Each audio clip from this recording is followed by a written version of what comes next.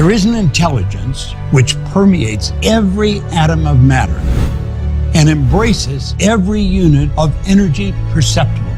This infinite intelligence converts acorns into oak trees, causes water to flow downhill in response to the law of gravity, follows night with day and winter with summer.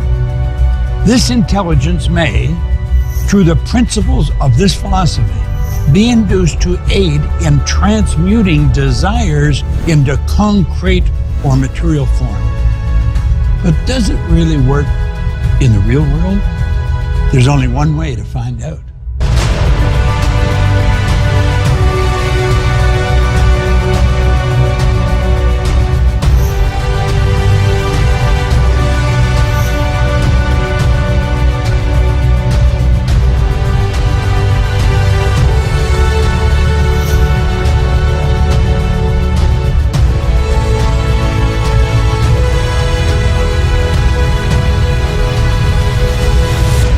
Hello there and welcome. Do you know, you and I are supposed to be here. We're in the right place at the right time. There are no accidents in this whole universe. Everything operates in an orderly way. You've been wandering around, I would imagine, with a desire inside that you really want to improve any or maybe all areas of your life. What you're going to hear will enable you to change that. And this is all about you. It's not about me, it's about you. I'm going to share information with you that really originated way back in 1908 from the wealthiest man in the world, Andrew Carnegie. He commissioned a young reporter to go out and find the laws that govern success. There were successful people, himself, Henry Ford, Thomas Edison. Some of the giants that we look at in history as names that will live, they'll live forever. And he said it was a shame that these people were going to go to their grave with all this knowledge locked up in their bones.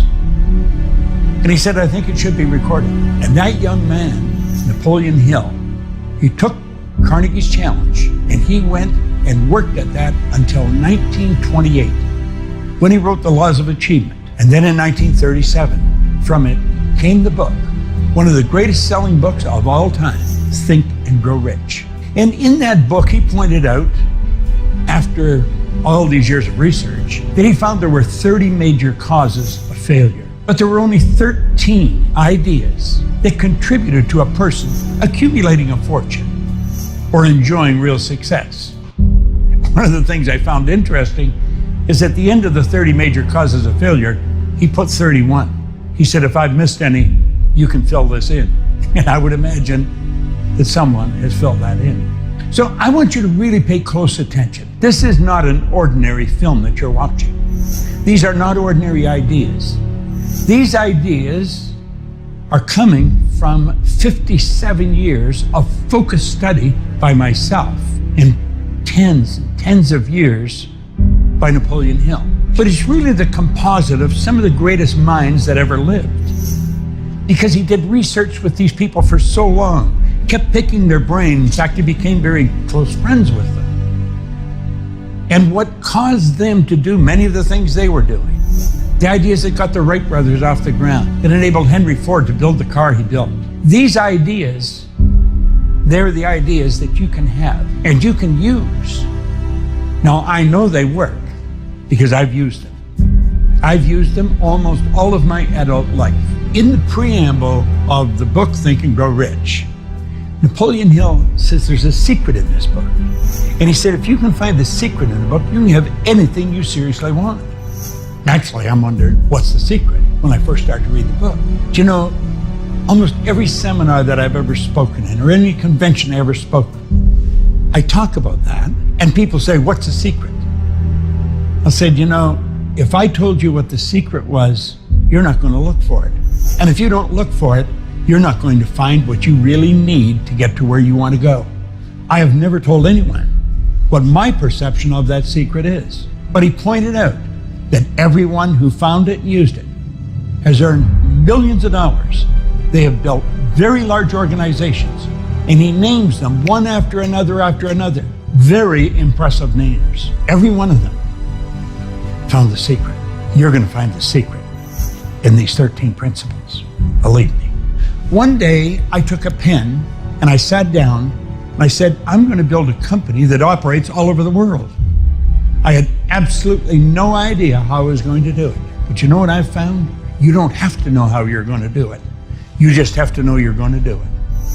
So if you've got a desire to build something, to do something that's extraordinary for you, I can promise you one thing. If you will focus on what I'm suggesting, I'm going to show you how to do it. You see, the beautiful truth is you've already got everything you need inside. You don't have to get it. You don't have to follow the pattern that our formal educational institutions teach us. You don't have to read all the books. That's not necessary. I think Madame Montessori put it very well. She said we tend to send a child to school as if they're an empty cup and we expect them to fill the cup. She says the truth is the cup's already full. School is to help draw out what's already there. You see, you and I are God's highest form of creation. There's nothing on the planet that will even come close to us. Strange thing, you know, you and I are the only creature on the planet that is totally disoriented in our environment. All those other little creatures, they're completely at home in their environment. They blend in. We don't. We're totally disoriented. And that is because we have the ability, you and I do, of creating our own environment. Now think of what that means. That means that you and I can literally create the life we want. You know, as I said, when I first heard that, I did not believe it. But I knew the man that was giving me the advice believed it. And that man was Raymond Douglas Stanford, one of my very first mentors. And as he said to me, he said, Bob, your way's not working. Why don't you try mine? Now, to help you understand where I was, I'd been asked to leave school. They didn't want me there after 2 months in high school. And I can understand why they didn't want me. I was a poor student. I didn't want to pay attention. I had never had a half-decent job in my life.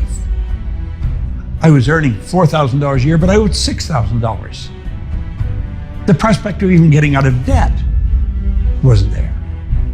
He said, Bob, that's all reasons why you can't do what you want to do. We're not going to spend any time on that. We're going to focus on how you can. This idea has been proved by people much smarter than us. And the beautiful truth is, it works for everyone. Not just some people, for everyone. And I think this thing is stuck in my mind. He said, your way's not working. Why don't you try mine? Now spend a moment right now and ask yourself, what would you really like to do? I mean, what do you really want? Do you know, the truth is your spiritual DNA is perfect. We hear a lot of talk about DNA today. Well, if you get past all the nonsense that's been programmed into our subconscious mind from genetics and in our environment, and get right down to the core of who you really are, your spiritual DNA is perfect. And it's that perfection that's seeking expression with and through us. That's why we want things. It doesn't matter what we're doing, we want more. Now, as a little boy, I was taught by my grandmother, who pretty well raised me, that you should be satisfied with what you've got. Grandma was a dear woman. She was like an angel of God, but she was wrong. We should never be satisfied with what we got. We should be happy with what we've got, but never satisfied. You see, dissatisfaction is a creative state for our mind to move into. It causes us to want to do more. We should ask ourselves where those wants come from. Do you know it's that perfection within that keeps jabbing you in the consciousness? Want this, want that. If you're running, you want to run faster. If you're jumping, you want to jump higher. If you're selling, you want to sell more. If you're singing, you want to sing a better tune. It doesn't really matter what you're doing. You want to do it better. And the beautiful part of this is you can. You see, I have practiced all 30 rules for losing. I know them well. None of them work. They'll never give us what we want. But I have spent many, many years on the 13 principles of success that have helped millions of people earn millions of dollars. You just see, the one criteria is it doesn't matter where you're at right now. If you are very successful, you can become more successful because you have infinite potential. No one can even guess at what you and I are capable of doing. If you've been failing miserably up till now, that doesn't matter. Let the dead bury the dead. We let the past go. And we just focus on who we are, where we are, and what we're going to do. These 13 principles all come together like a beautiful mosaic. Now, although I will explain each one, I don't think you can talk about one without the other. We're getting into ideas like desire, decision, the sixth sense, organized planning. All these ideas are so important, and when you first look at it, it may seem overwhelming. How would I ever be able to do this? It isn't even difficult. We're going to give you a path, and you get on that path, you're going to have an absolutely phenomenal future. The future will be beautiful. Oh, you'll have some problems. We all do. I still have, and I've been working at this for all my adult life. But you know something? Our perception of the problem is different because we see the opportunity in it. If we didn't have any problems, we would be living a pretty dull life. We wouldn't be living at all, we'd be existing. So as we go along here, really focus. Don't treat this as some self-help program. It goes so much deeper than that. It's so much more important. There's been so many hours by brilliant people that have used this information, that have tested it for many, many years. You have the opportunity now to put all this to work. And as you put it to work like that, you'll start to see changes happen. You give yourself a window of time, maybe 6 months, a year, 2 years. You're going to look, your perception of your life will shift so dramatically. You'll think you were reading about somebody else's life when you look back. I often say you're going to need a telescope to look back and see where you started. Now that may sound like an exaggeration, but it's really not. Remember I said I was $4,000 in debt? Or I earned $4,000 and I owed $6,000. I've earned millions of dollars. Now I don't say that to impress you, but to impress upon you, if a guy like myself can do it, anybody can do it. It's pretty well known today there's a lot of fear in the world. People are wondering what's going to happen. We've gone through many tough times if you study history. I was born during the Great Depression. So I was of an age then, I remember some of the things as a little kid. Then we went into a world war. And when the Depression ended, it was sort of like a theater where the lights were out. It was empty, but the lights started to come up and things started to get brighter. And of course, they became very bright. So the fear, don't let fear control you. Fear is a negative emotion. By following these principles, you're going to be on the other side of fear, where there's faith. There's a law of the universe called polarity. That law decrees everything has an opposite. Every negative has a positive. The truth is, it's neither positive or negative. It's our thinking that makes it so. Everything just is. We can make it what we want. Make up your mind now. You're going to go in the positive polarity. You're going to stay with me because that's where I'm going. And there'll be a very bright future. Let the fear go. It isn't necessary. The cause of it is ignorance. The cause of all fear is ignorance. I'm going to give you understanding. It only comes through study. But it will brighten your life and it will improve your results. And I've had nothing but a strong desire to teach this now for years and years. At first, I didn't know what happened. I was studying this, and I was winning, but I didn't know why. I'd earned over $1 million in a year, and I had absolutely no idea how I had done it. Now, probably like yourself, I had been raised to believe, if you're going to earn a lot of money, you've got to be really smart. I knew I wasn't very smart, but I was earning a lot of money. I was raised to believe if You're going to get a good job. You've got a good formal education. I didn't have any. I had 2 months in a technical school in high school. I didn't have a good job. I owned the whole company. I had offices in Toronto, Montreal, Boston, Cleveland, Atlanta, London, England. And I looked at all this and I thought, how did this happen? And I didn't know. If you had asked me, I couldn't tell you. But you know what I have found? I have found most highly successful people cannot articulate on why they are. They will say, well, I do this or I do that. And they'll point to one of these 13 principles that they worked at and mastered. The truth is, they're probably using them all and just not aware of it. They're what you call, or I call, an unconscious competent. They're very competent, but they're not consciously aware of why. Now, the sad part of this is that they've got this wonderful way of life, but they can't even transfer it to their children, nor can they give it to their staff. So you find very successful businessmen and women in business or just in life, but they don't know why. Well, I got very curious. I wanted to know why. Why did a guy like me change? I didn't believe there was an emotional or capricious God reached out and said, let's give Bob a chance. I didn't believe that. I thought, something's happened. What's happened?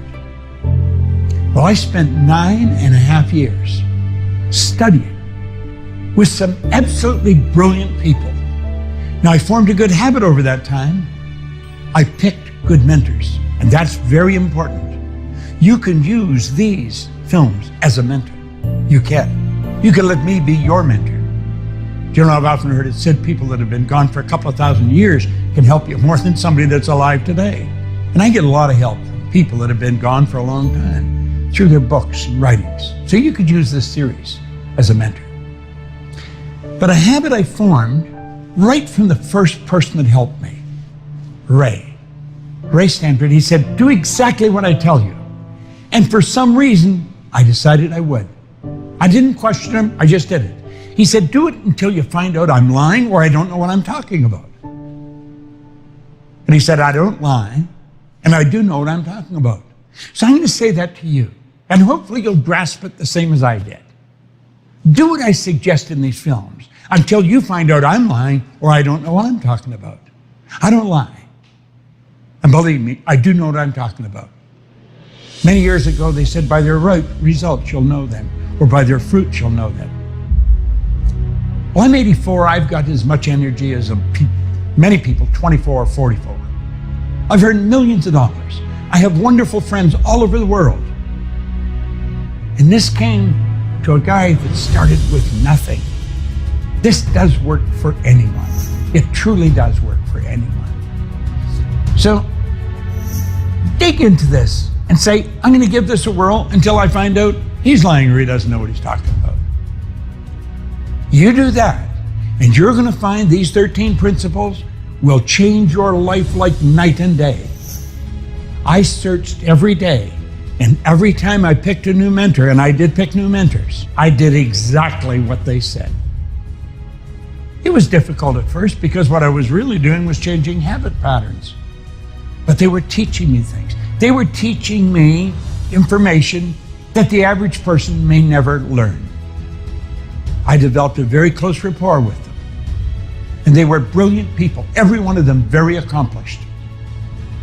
That is a good rule. If you want to do something, go to someone who has demonstrated by results they do know what they're talking about. Ask them, what should you do?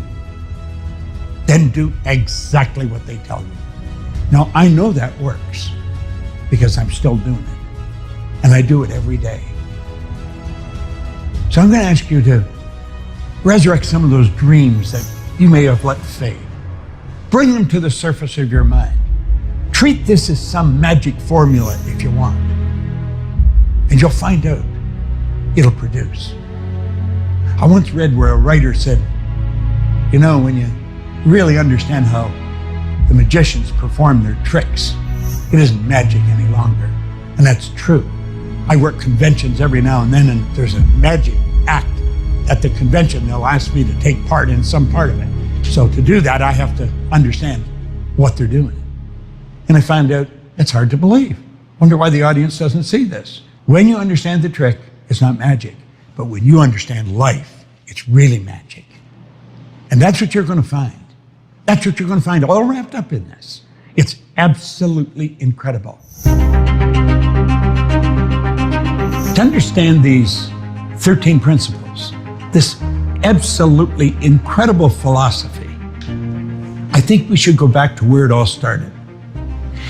And as you get involved in this, as you mentally build this image in your mind, you're going to see how all this has fallen in place. And it's absolutely incredible the more you think about it. Now, I have been studying this for so long, it's really a part of my life. But we have to go way back to 1908. Things were pretty primitive then relative to today. We weren't moving at the speed we're moving at now. Napoleon Hill was a young reporter for a little magazine. And someone, probably the editor, decided they would run a series of articles of interviewing wealthy people. Hill was fortunate enough to get an interview, a 3-hour interview, with the wealthiest man in the world, Andrew Carnegie. And he went and he sat and he interviewed him. Now, unbeknownst to Napoleon Hill, Andrew Carnegie was looking for someone that he could give a big project to. And he hadn't yet found anyone. At the end of the 3-hour interview, Andrew Carnegie said to Napoleon Hill, "Napoleon, this interview isn't ending, it's just beginning. I want you to come home with me." Hill said he was glad he took him home because he didn't have enough money to rent a hotel room. He spent 3 days with Andrew Carnegie, the wealthiest man in the world. Now think of this. Over those 3 days, Andrew Carnegie shared his philosophy.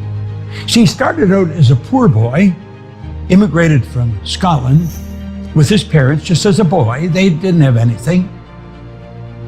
So he went from nothing to be the wealthiest man in the world. And he shared with Napoleon Hill his whole philosophy.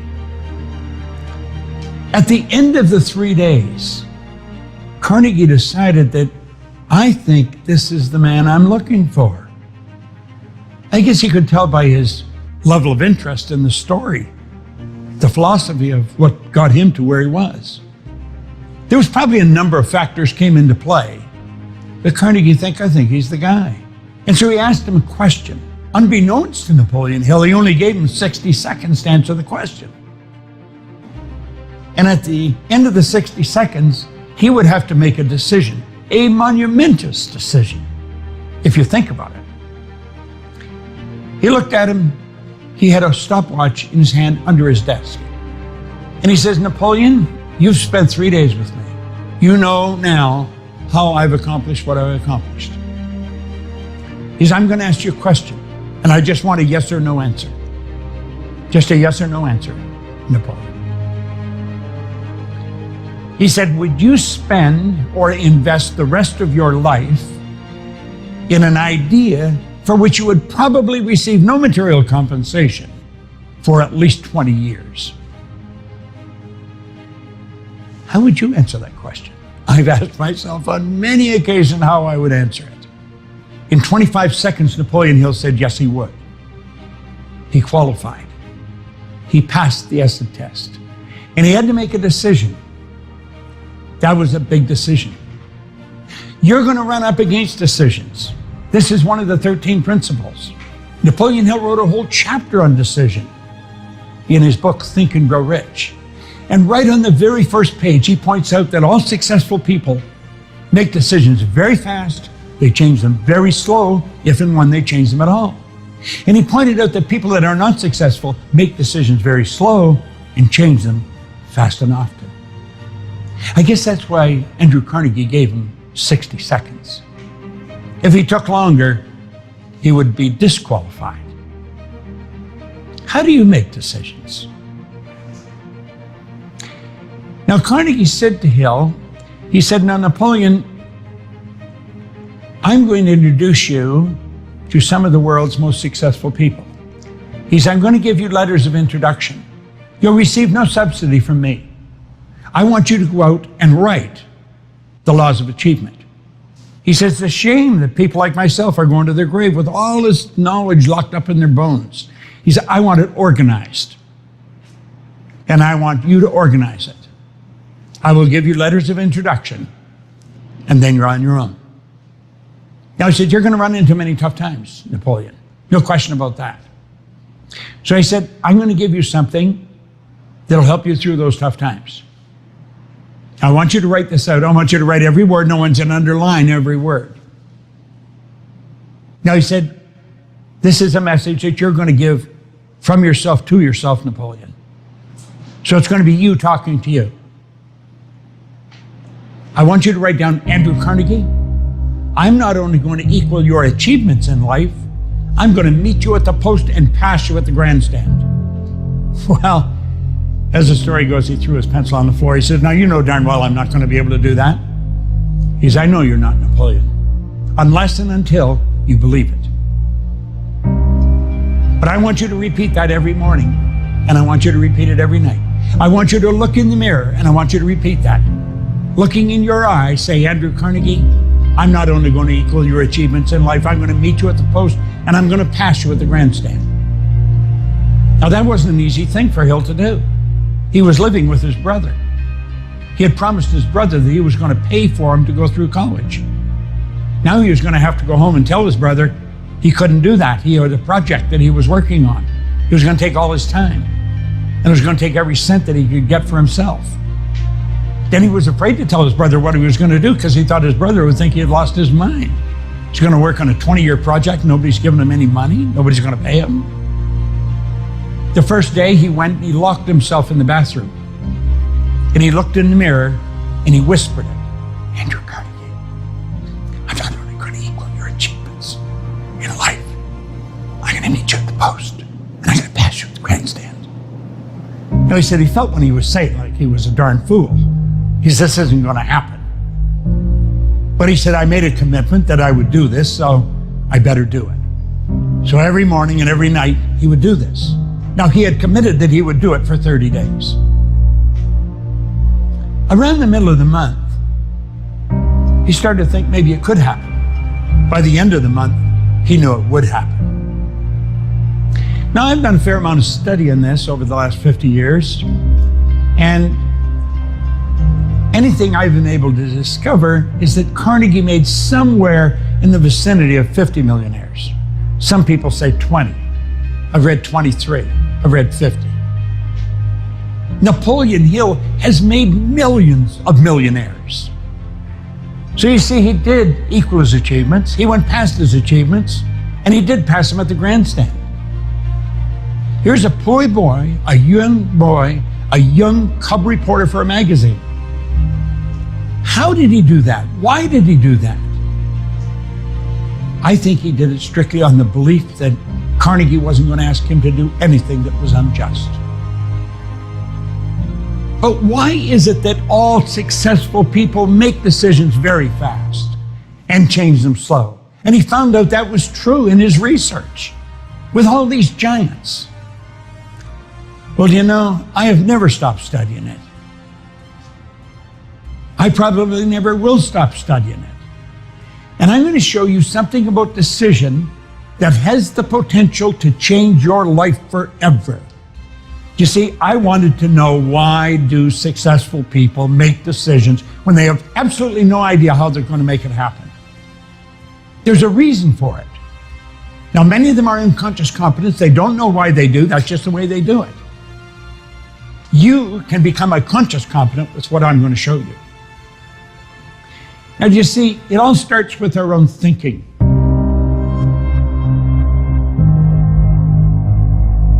See, vibration is a law of the universe. Everything vibrates, nothing rests. Look at the walls around you. They're vibrating. They appear to be still. They're really not still. Look at them through a microscope. You'll see the energy dancing in front of your eyes. Go take a look at a body in a coffin. Now, you'll think I'm really losing it here, but listen and think. Look at the body through a microscope. It is not dead. That body's moving. It's moving so fast it appears to be still. And if it wasn't moving, how would it ever change to dust? Everything moves. We live in an ocean of motion. Make no mistake about it. Every level of vibration is referred to as a frequency, and the beautiful truth is we think on frequencies. Do you know that every great leader that has ever lived, every one of them, they've been in complete unanimous agreement. On one point, they've disagreed on virtually everything else. But this one point they've been in agreement on, that we become what we think about.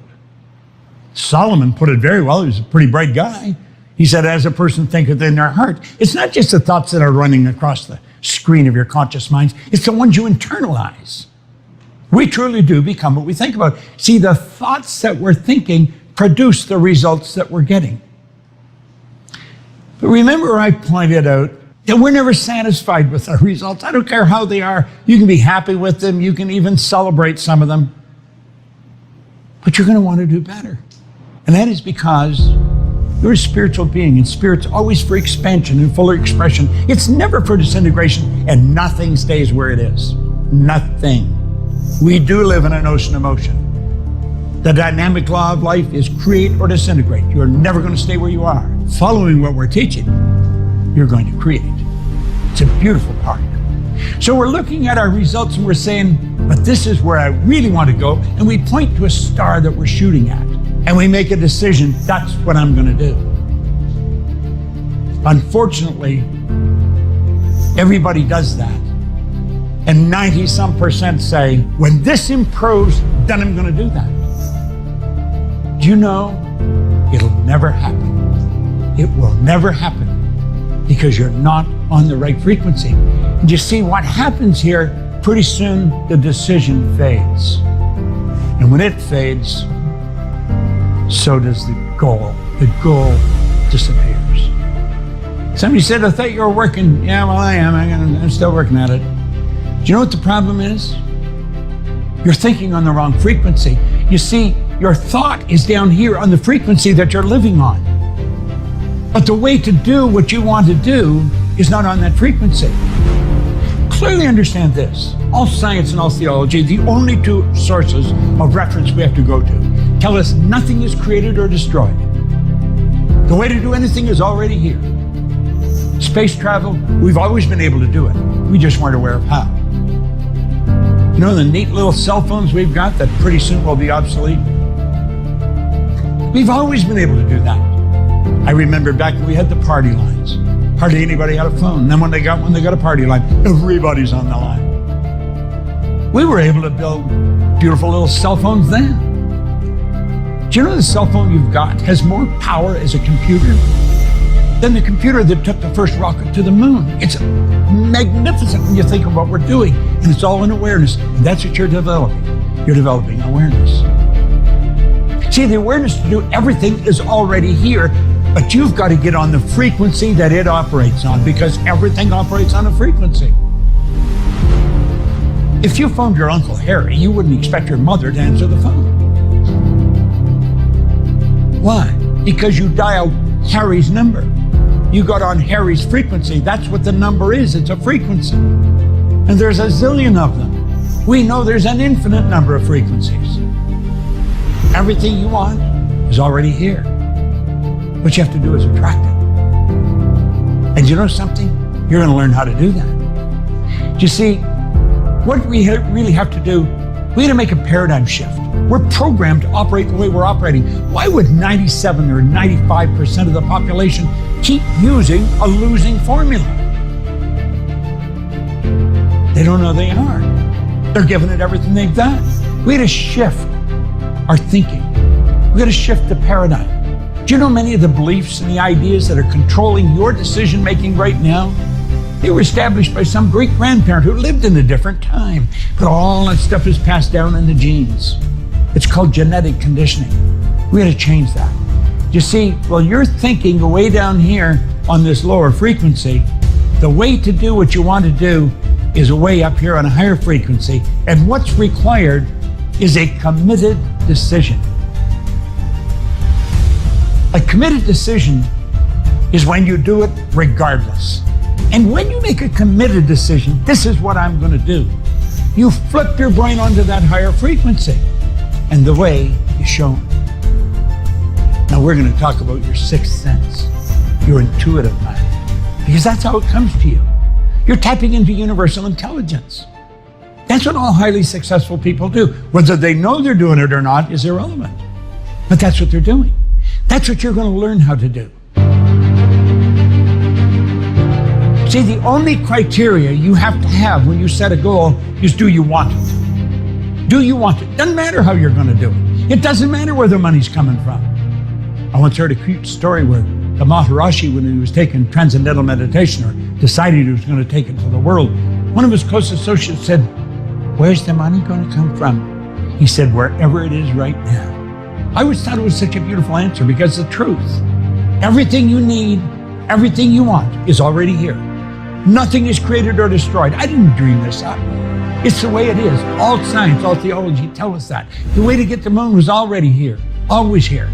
When President John Kennedy asked Dr. Wernher von Braun, who's considered the father of space travel, what it would take to build a rocket that would carry a man to the moon and bring him back safely to Earth, von Braun answered him in 5 words: the will to do it. The will to do it. Will is a mental faculty that gives us the ability to concentrate. You got to concentrate on what you want. That's all you can concentrate on.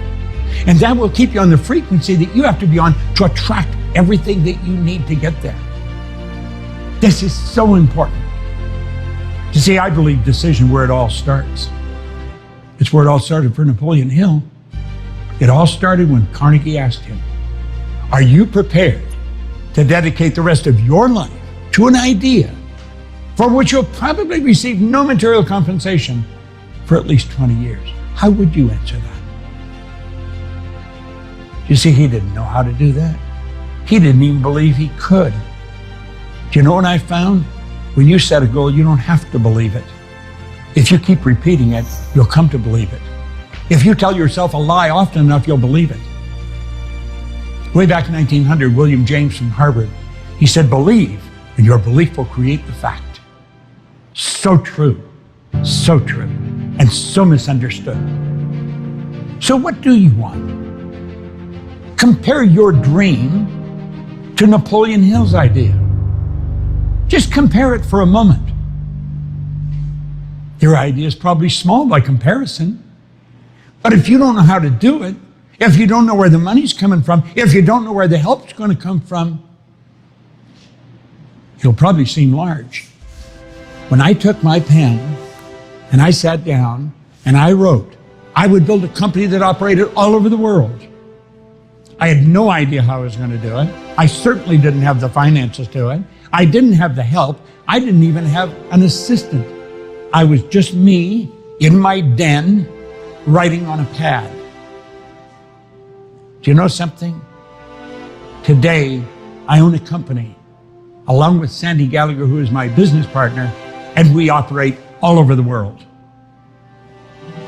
These aren't accidents. I'm just an ordinary guy that's doing what the public would consider something extraordinary. But it's not extraordinary to me, and it's not going to be to you when you start to understand these principles and incorporate them into your life. I once read where it said, no amount of reading or memorizing is going to make you successful. It's the understanding and application of why something happens. You're going to study this. I study it every day, for at least an hour, sometimes more, but at least an hour.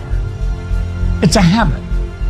Habit's something you do unconsciously. You don't even spend any time thinking about it. You just do it. You get dressed by habit. You shower, comb, wash your hair. Habit. Do you know good habits automatically transform our life? The one thing you need if you want to move higher is a greater awareness. People are not earning $100,000 a year because they want to earn $100,000 a year. They're earning $100,000 a year because they're not aware of how to earn $100,000 a month. People aren't alone and lonely because they enjoy being alone and lonely. They're alone and lonely because they're not aware of how to build meaningful relationships. People don't struggle all of their commercial career because they enjoy struggling. They're struggling because they're not aware of how to knock those blocks down that are all inside. It's never outside. It's never another person. It's never a condition or a circumstance. It's always lack of awareness. This is such beautiful information. I've been living with it for a long time. I don't even know how you'd live without it. In fact, I don't think you can. You merely exist. And unfortunately, that's the way most people go through life. Do you see, our educational institutions is not giving us this kind of information.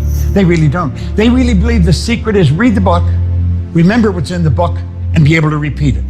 Answer the questions, more right than wrong. You'll pass, you get the degree. Well, we've got people graduating from some of the most prestigious universities in the world every year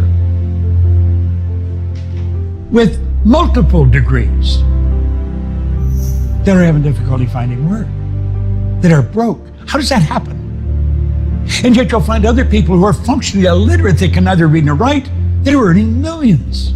How do we account for this? You're going to find that out as you study this. It's got nothing to do with anything outside of ourselves. Education isn't answering what's in the book. Education comes from the Latin educo, meaning to educe, to develop, or to draw from within. Remember I said, everything's already here, omnipresent? That's within us. Madame Montessori was right. Napoleon Hill was right. Carnegie knew the right question. Hill knew how to answer it. What are you going to do with the rest of your life? That's your question. You got to make a decision. You follow this, you can do whatever you want. Whatever you want. I mentioned we want to build schools in Africa for kids that have never seen a school. And so we're building them. There's many things we want to do. We do them all. I never wonder if I can do something. I just ask myself, do I want to? That's the way I think God meant us to live. I believe we're doing God's work. Somebody said, what's God's work? Well, if God's the creator, then God's work would be creation. We've been given the mental faculties to create. We've been created in God's image. Somewhere along the line, way back when, somebody got that mixed up. They thought when they said you're creating God's image, that God was created in their image. So they're looking for a man on a cloud. There is no man on a cloud. But I'm going to tell you something. You got some phenomenal stuff locked up inside of you. You bring it to the surface, you can have anything you want. It's a great way to live. Study this every day. It will pay astronomical dividends. And you want to know something else? You're going to find people that laugh at you at first will start following you. They'll start to want to know, what are you doing? I know, because they laughed at me. But then they started to follow me. And then they started to thank me. I am so grateful to the great work that Napoleon Hill dedicated his entire lifetime to. And you know, when you finish this, you will be too, because your world is going to change like night and day. My hope for you is that you get as much out of this, or even 10% out of this, as I've got it over my lifetime. And if you do, you're going to have an absolutely brilliant future. I love my life. Every morning I wake up, I've got a beautiful day in front of me because I'm doing what I absolutely love to do. And you know the beautiful part? I'm doing it with people that are just like myself. They're into bigger ideas. They're into learning. They want to know. And they know they don't know it all. But we can keep growing. That spark of perfection within you is jabbing you till you want this, want this. Write it down. Make up your mind you're going to do it. And remember, you don't have to know how. You only have to know you will.